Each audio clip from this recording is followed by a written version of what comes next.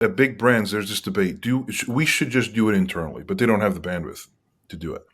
Most marketers at big brands are like, if I could do it internally, I would do it because it's faster, it's more efficient, and that is the case much more in the startup world and Web3 because the technology is this huge hurdle.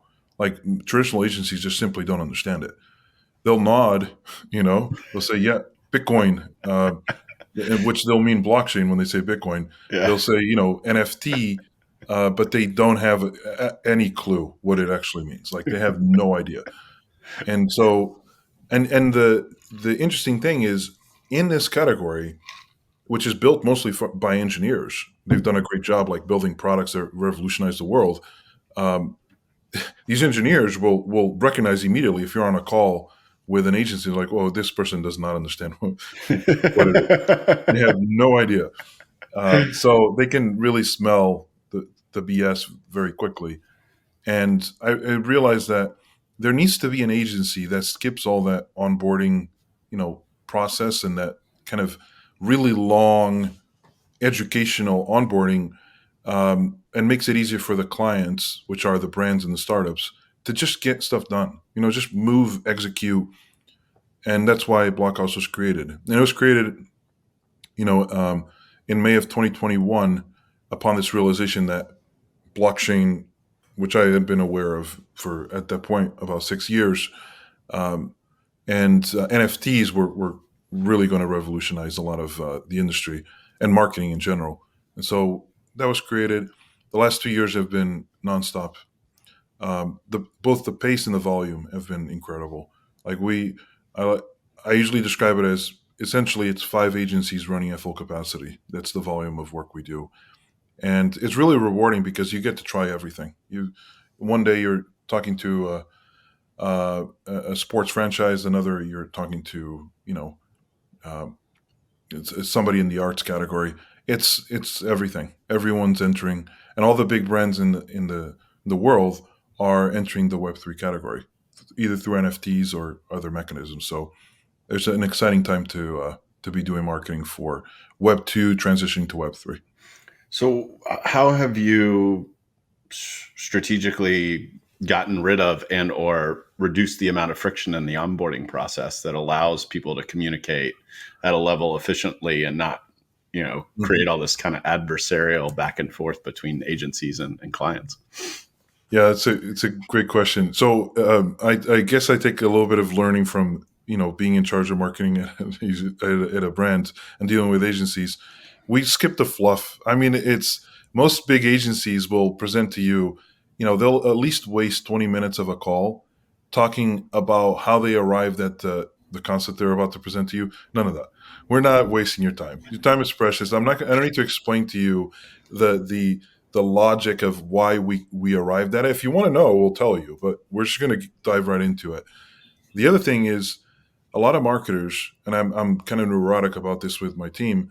A lot of marketers face what I usually call the marketer's dilemma, which is they're so in love with the practice of marketing that they want to do something that another marketer has not done, and they become enamored with this novelty aspect of marketing.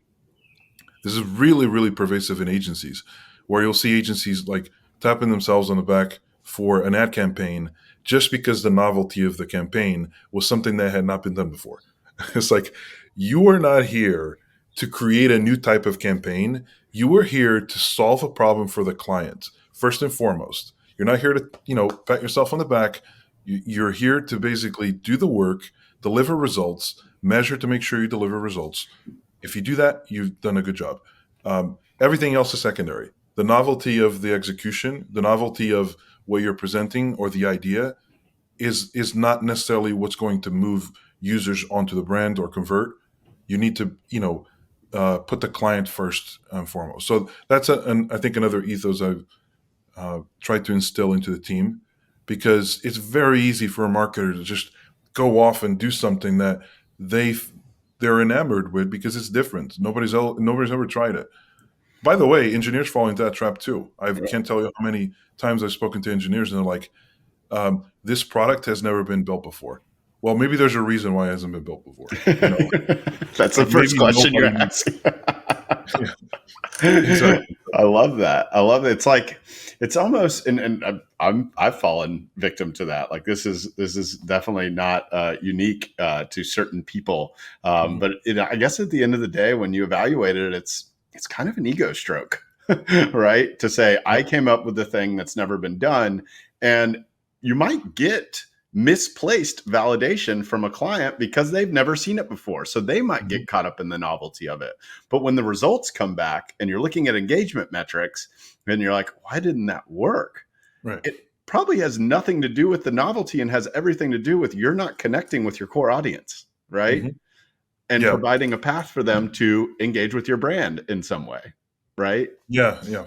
100%. And the thing that's kind of pervasive about this, and it's really important for agencies not to fall victim to it, is that it takes time away from the clients.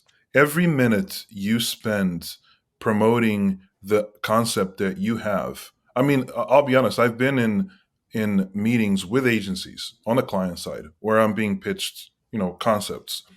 And we go through the concept and then I'm pitched the results.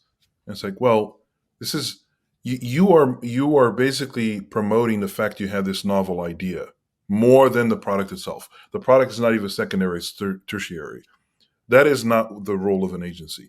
Role of an agency is understand the product and the brands as well as the client as much as you can. Of course, the client usually has more information, but it is your job to onboard yourself. If you don't care about the category or the product, you shouldn't be marketing it. Like, don't market something you're not passionate about. First of all, right? So, if you're passionate about the category, which is why we focus in emerging tech and blockchain, learn it, understand it. So you get on a call. You don't have to be taught NFTs and blockchain and the genesis of all of this and why it will change the world. You're on the same page, right? You're passionate about it. Then help them build campaigns and products that will actually onboard users.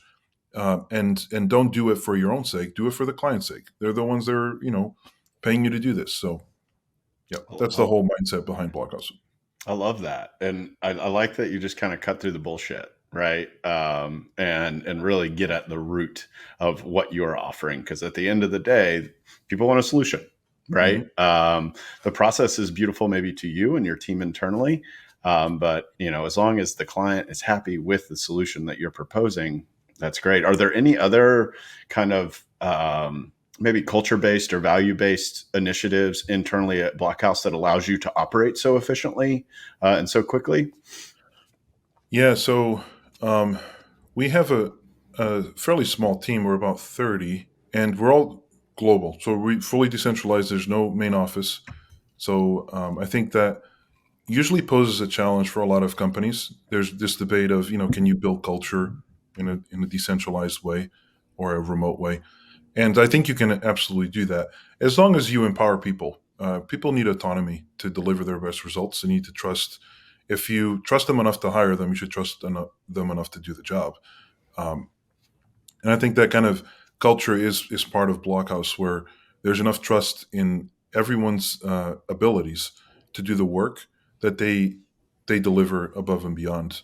And because everyone started roughly around the same time, there is this kind of sense of unity that allows people to be very, there's no politics. I know everyone says that, but trust me, there's no politics at Blockhouse. Like, you can't hurt somebody's feelings. It's just you say it how it is, and it's fine. People move on, and they just use the feedback to build their best work. It's a rather amazing thing to have a team of creatives and technologists really without ego. And I mean that. And if you want to challenge me on it, I'll introduce you to everyone in the agency, and you'll see it for yourself. There is no ego at Blockhouse, and it's not because I, you know, uh, enforce that. It's just there just isn't. Everyone works really closely together, even though they're very very far apart.